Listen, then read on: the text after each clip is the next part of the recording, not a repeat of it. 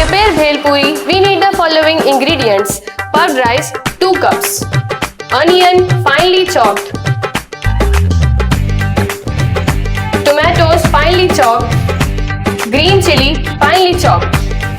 Chaat masala and salt as per your taste. Coriander for garnishing. Take a cooked rice in a mixing bowl and chopped onion and tomato. Sprinkle salt and chaat masala and squeeze some lemon juice and finally add save and mix well. Garnish with green coriander leaves and mix well. While mixing, here I am adding curd rice, which is the main base of our dish. Now add tomato.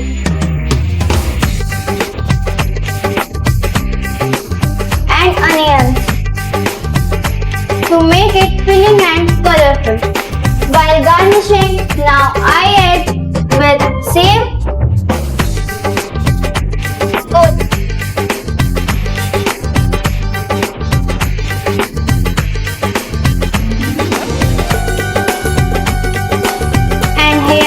Our delicious Bhel Puri is ready. It is a quick, healthy and refreshing snack loved by all age groups.